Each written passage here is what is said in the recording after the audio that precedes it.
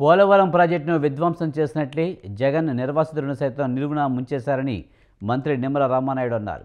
ఏలూరు జిల్లా వేలేరుపాడులో పోలవరం నిర్వాసితులకు భూసేకరణ పునరావాసం పరిహారం చెక్కులు పంపిణీ కార్యక్రమానికి మంత్రి హాజరయ్యారు. ప్రధాని నరేంద్ర మోడీ, ముఖ్యమంత్రి చంద్రబాబు, ఉప ముఖ్యమంత్రి పవన్ కళ్యాణ్ల చిత్రపటాలకు నిర్వాసితులతో కలిసి పాలాభిషేకం చేశారు. ఇవాళ 1000 కోట్ల రూపాయలను నిర్వాసితులకు అందిస్తున్నామని మంత్రి నిమ్మల చెప్పారు. 5 ఏళ్ల వైసీపీ పాలనలో పోలవరం ప్రాజెక్టును విధ్వంసం చేశారని అన్నారు. ఈ యొక్క నిర్వాసితులకి సంబంధించినటువంటి బ్యాలెన్స్ కూడా ఇంకా ఏవైతే ఉన్నాయో ఇంకో 15-20 రోజుల లోపల వాళ్ళ అకౌంట్లన్నింటినీ కూడా 1 by 1 ఒక్కొక్కటి కూడా జమ చేస్తామని చెప్పి కూడా మీ ద్వారా తెలియజేసుకుంటూ ఏదో ఈ రకంగా R&R అనే కాదు, మరి ల్యాండ్ ఎక్వేషన్ కూడా పూర్తి చేసి కాలనీలు కూడా పూర్తి చేయాలని. ఎందుకంటే ఆ రోజు 14-19లో మీరు చూశారు. ఆ రోజు 75 కాలనీలు మేము ఐడెంటిఫై చేసాం.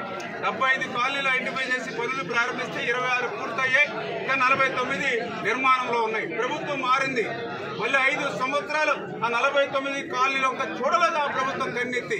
మళ్ళీ మన ప్రభుత్వం అధికారంలోకి వచ్చాక మళ్ళీ ఆ 49 కాలనీల్లో పనులు పూర్తి చేయడానికి మొన్న 870 కోట్ల రూపాయలు మళ్ళీ మన